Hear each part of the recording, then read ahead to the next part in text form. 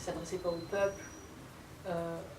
Il a monté aussi des pièces qui ont fait scandale parce que pour des minorités c'était pas tolérable. Donc il y a Brecht, ça aussi vous serez renvoyé je pense au cours des cubes de nos cubes à nous, qui avait Brecht au programme par rapport à, parce que Villard c'était Brecht, Corneille, Shakespeare, puis plein d'autres. Voilà.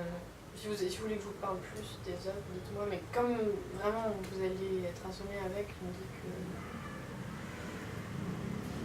Juste une question, je suis curieux, mais ça représente quoi en volume horaire le travail personnel en théâtre par semaine, par jour, je sais pas. Par jour, en fait, je pense, les jours où vous aurez cours de théâtre, il faut reprendre au moins 1 heure le soir, le cours, au moins.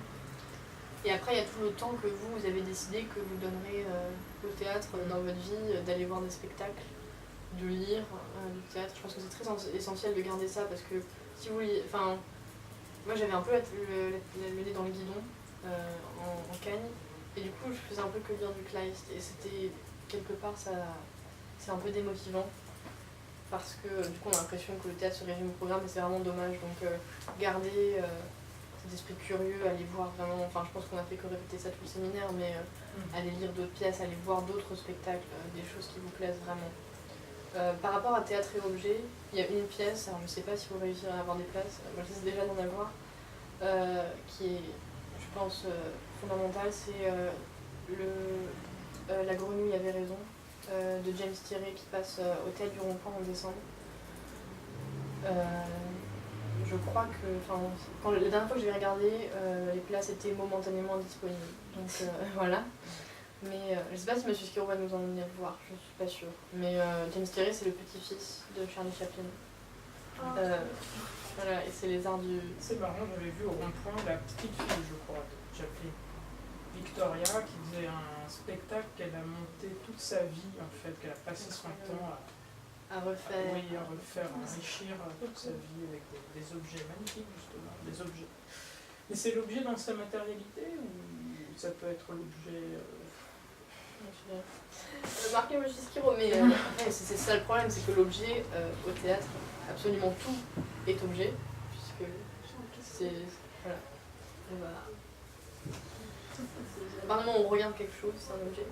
C'est pour ça que la formation de l'acteur de Stanislavski, enfin c'est purement personnel, après peut-être que je raconte n'importe quoi, mais ça me semble intéressant parce qu'il y a à chaque fois un travail avec se concentrer sur tel objet pour arriver à construire un jeu, pour arriver à construire autour de soi, avec par exemple une séquence... Enfin, la formation de l'acteur, c'est Stanislavski qui écrit, c'est fictif, l'histoire d'un élève dans une école de théâtre, avec le directeur qui leur apprend à jouer.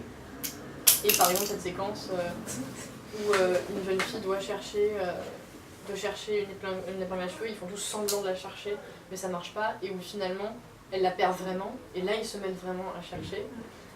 Donc ce rapport à l'objet là sur scène, je pense que ça peut apporter un éclairage assez intéressant du point de vue de l'acteur, puisque l'acteur est un objet sur scène, tout ce qui, à partir du moment où il y a quelque chose sur scène, ça va être un objet.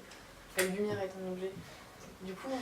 L'acteur ne peut pas dire en metteur en scène, mais vous me traitez comme un objet, mais vous en oui.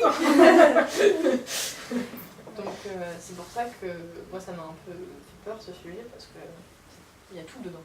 Donc je laisse M. Schiro ouvrir la voie, mais...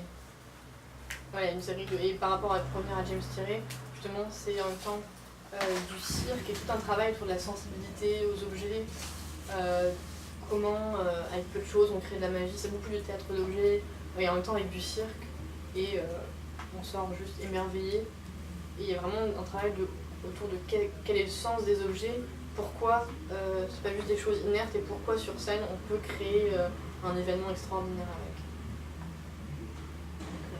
Donc, si vous arrivez à prendre des places, c'est vraiment bien. Sinon une question un peu plus concrète, comment ça se passait vous avec les cubes par exemple, parce que c'est quelque chose qui m'inquiète aussi beaucoup, parce que vous allez être extrêmement informé, enfin là on voit bien, tu es trop à l'aise avec le sujet et tout, et nous on débarque complètement sur une nouvelle planète, Je me demande comment, ouais, enfin, il n'y a Non, pas un vous avez- décalage toute l'année vraiment par C'est rapport. exactement le même sujet, il n'y a rien qui change. En fait, il y a deux intitulés, il y en a un qui change. C'est-à-dire que nous, on avait théâtre et histoire et Kleist et Villard, et maintenant, on a l'objet au théâtre et Kleist et Villard. D'accord. Et avant, ils avaient théâtre et histoire et C'est graphique. pas tout. Donc, Quasiment. c'est un éclairage différent. Là où on a un atout, c'est sûr, c'est qu'on a déjà lu les pièces, on les a déjà travaillées, mais on a fait ça juste en un an, donc c'est tout à fait rattrapable. Et justement, on est là pour vous aider. Nous, les cubes, ne pouvaient pas tellement le faire pour nous parce ça avait changé d'œuvre. Mais justement, je parle pour moi, mais connaissant mes camarades, je pense qu'il n'y aura aucun problème. On est là pour vous aider si vous avez besoin d'un topo en 1 heure. Qu'est-ce qui se passe selon cet axe dans le Prince de Hombourg. En tout cas, moi, je vous le ferai sans problème.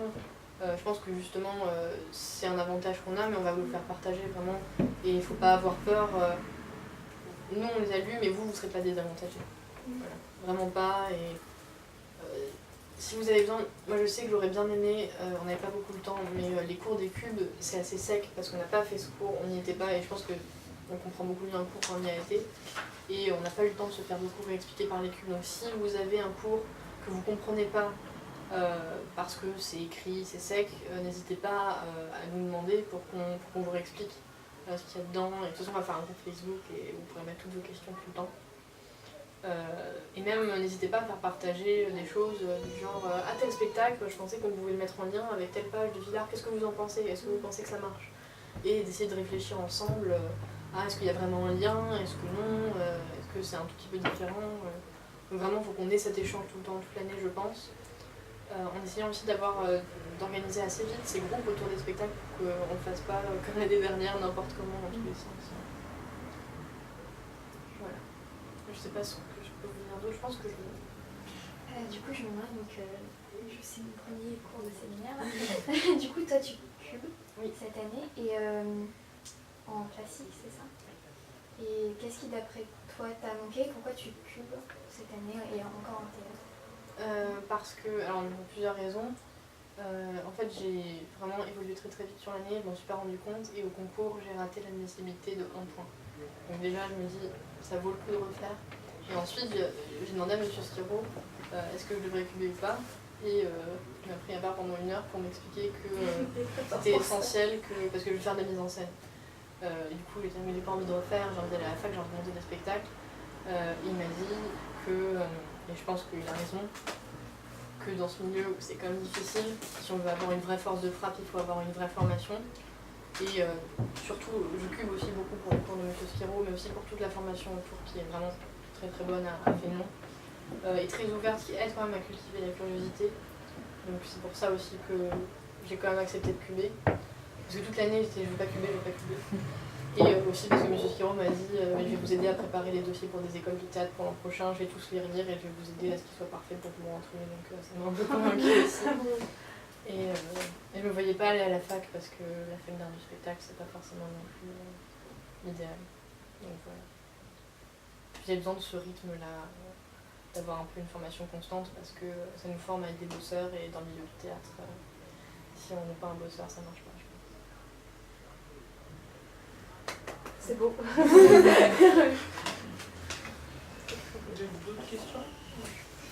On aura 6 heures cette année, c'est ça? 4. De théâtre, on a. C'est pas de bêtises, on avait combien? Non, on en a 4. D'accord. 6 heures, c'est les musiciens. Mais Vous avez plus j'avais entendu 6 heures pour le théâtre. 4 heures de théâtre, c'est pas beaucoup. Enfin, Non, pour moi, c'est toujours 4 heures. Ah ouais? Non, c'est ça. Mais si on va vous rajouter des heures tout le temps, mais. Ah oui, oui. Si on compte pas les heures je suivantes. Oui, c'est bon. En heure de travail, oui, je pense que ça va constituer le plus gros. Enfin, une des matières où vous aurez le plus à travailler. En médecine, c'est quoi. Je sais pas, si vous avez aussi juste des angoisses, des choses à faire, n'hésitez pas à juste me demander de rassurer. C'est la dernière conférence, alors confuse tes oreilles. moi j'ai une question de méthodologie. C'est qu'à chaque fois, donc, Skiro nous demande pour les dissertations d'avoir un argument, un exemple, ce qui nous demande de jamais lier deux metteurs en scène entre eux ou 2 spectacles, 2 exemples dont on pourrait croire qu'ils faisaient un lien, mais en fait, pas du tout. Et donc je me demandais comment savoir quoi mettre en argument et quoi mettre en exemple. Est-ce qu'on peut par exemple relier un spectacle qu'on aurait vu avec tout de même une théorie de Jean Vilar ou n'importe quel théoricien du théâtre, même si le spectacle peut rejoindre la théorie par certains aspects, mais pas entièrement. Ou est-ce que dans ce cas-là, ça colle pas totalement? Si, ça peut coller. Alors il faut être très prudent parce que si c'est trop éloigné, justement, ça va pas marcher. Mais si ça aborde la question de ce théoricien, mais d'une manière un peu différente, ça peut être assez riche parce que tu vas présenter ton argument, dire on trouve ça dans le spectacle, etc. Tu vas expliquer en quoi c'est lié à l'argument. Et tu vas dire mais il aborde d'une façon un peu différente finalement. Et du coup, ça va te faire ta transition. Parce que toute ta dissertation, ça va être remettre en question ce que tu viens de dire avant pour aller plus loin. Pas remettre en question pour dire non, en fait, c'est pas ça, c'est complètement autre chose. Mais en allant en profondeur à chaque fois, en essayant de rendre ta réflexion vraiment la plus pure possible, à chaque fois en remettant en question. Et du coup, si tu as un spectacle, mais il faut que ce soit bien relié. Enfin, en général, moi, je cite que des spectacles où, quelque part, j'ai trouvé que le metteur en scène se revendiquait de telle théorie. Tu vois, où tel metteur en scène a dit Jean Vilar, je pense pareil que lui.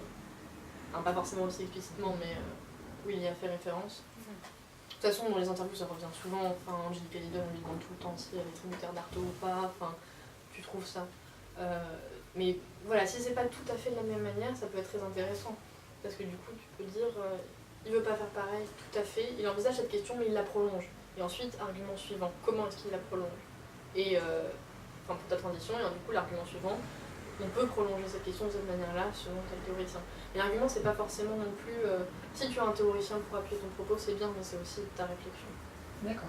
Mais il faut aussi que. Ah oui, il faut que ce soit du théâtre qui existe, parce que moi, on dit tout le temps qu'on invente un théâtre qui n'existe pas et qui n'existera jamais. Donc faire très attention aussi à faire quand même référence à des choses qui sont faisables, qui sont réelles et pas. On n'a pas ce problème-là en musique. Oui, mais c'était toujours la blague de Goethe qui disait que Kleist écrit un théâtre qui n'existe pas encore. Et je me suis dit, vous inventez un théâtre qui n'existe pas, qui n'existera jamais, qui n'a jamais existé. Puis autour de Kleist, vous pouvez lire aussi d'avance, si vous avez la foi, Goethe, Schiller, il y a l'Iphigénie en Tauride ou Egmont, qui sont aussi pas mal reliées à Kleist, différentes aussi, donc il y a les deux versants. C'était beaucoup par rapport à théâtre et histoire, donc je suis pas sûre que ça va, mais si vous vouliez jeter un coup d'œil, Egmont c'est beaucoup lié au prince de Hombourg, parce qu'il y a encore cette histoire du rêve. C'est un jeune héros qui... c'est aussi le Wagner qui va avec. Oui, tout à fait. Et qui, sous l'occupation, c'est les Hollandais ou les Espagnols? Je ne vais pas dire une bêtise là. Bref, un occupant qui s'en fiche un peu et qui finalement, quand il est emprisonné, alors qu'il n'avait rien fait de spécial, qui a une révélation par un rêve de Gretchen, sa petite amie, en toujours la liberté, etc. Et qui du coup va mourir, mais va mourir en ayant conscience d'être un héros de la cause nationale, etc. Donc ça renvoie au prince de Hombourg, ça peut être un bon exemple. Ce qui est bien aussi dans vos exemples, et moi je me suis rendu compte, ce qui fait la différence, c'est de ne pas avoir les mêmes exemples que les autres. Parce qu'ils vont avoir 10 000 copies avec le monde qui leur cite Le Prince de Hombourg, à la limite les autres pièces de Kleist, mais même à la limite ils vont leur citer La Famille Schorfenstein, Penthesilée. Si vous avez d'autres références, lesquelles vous êtes sûr qu'elles marchent aussi, parce qu'on ne peut pas sortir n'importe quoi, plus vous avez d'autres références personnelles, mais aussi qui vous plaisent, desquelles vous aimez parler, plus ça va vous rapporter d'autres spectacles que vous avez vus, même si vous n'aviez pas analysé avec Skiro, vous les avez vus quand vous étiez en terminale, en première, si elles vous ont marqué, si pour vous elles font sens, et pas juste non, si vous avez vérifié que ça faisait sens par rapport à cette théorie-là, n'hésitez pas à les sortir. Moi ça m'a apporté beaucoup de ne pas citer du tout les mêmes choses, comme je suis arrivée Campagne, de ne pas citer du tout les mêmes spectacles que les autres, comme je n'avais pas vu les mêmes que en Hippocagne. C'est quoi avant? C'était en Hippocagne à Strasbourg en fait. Il n'y avait pas de théâtre, du coup je suis venue en Cagne.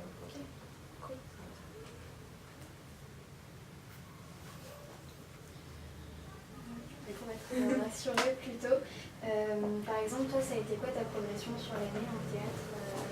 Comment tu t'es sentie dans le travail? C'était un peu...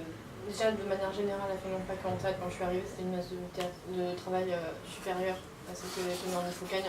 Je pense que l'écart devait être encore plus grand pour moi que pour vous, parce que vous étiez en Hippocagne à Fénon, donc je pense qu'ils vous mettent déjà dans le bain. Moi, c'était petite Hippocagne de province qui n'intègre pas au concours, donc j'ai vraiment fait un bond énorme. Et c'était un peu difficile. Et ce en quoi j'ai progressé en théâtre, c'est qu'au départ, c'est surtout la méthode de la disserte qui est très précise, qui est très difficile et où Schirru ne vous fera pas de cadeau. D'apprendre, d'arriver à comprendre exactement de quoi il en retourne. Et ça, on peut y arriver qu'en faisant. Et au final, on y arrive, quoi. Mais c'est vraiment ça qui est difficile, c'est d'arriver à comprendre exactement de quoi il retourne. C'est toujours compliqué en dissertation, je trouve, d'arriver vraiment à se juger, d'arriver à dire qu'est-ce qui fonctionne, qu'est-ce qu'on attend de moi. Je trouve que c'est toujours difficile même de noter une copie, d'arriver à dire celle-là est meilleure que celle-là. Donc c'est vraiment ça, mais faut pas se faire de soucis, ça va vraiment venir. C'est normal si au début on n'y arrive vraiment pas, que Schirru dit c'est pas ça du tout. Faut juste vraiment reprendre à chaque fois, même si Schirru propose pas à chaque fois de reprendre et de recorriger, même tout seul chez soi, je pense que c'est une bonne chose de recorriger. Pareil pour l'école que vous ferez. Voilà. Faites peur l'école. Enfin, nous, on n'a jamais eu de colle. Vous avez jamais fait avec Qui Schirru. fait ça, Schirru. On en a fait dans les éclateurs, mais pas Les face à ailes Schirru. dinosaures, ouais, effrayant, non. Faut pas avoir peur, faut juste bien gérer votre temps.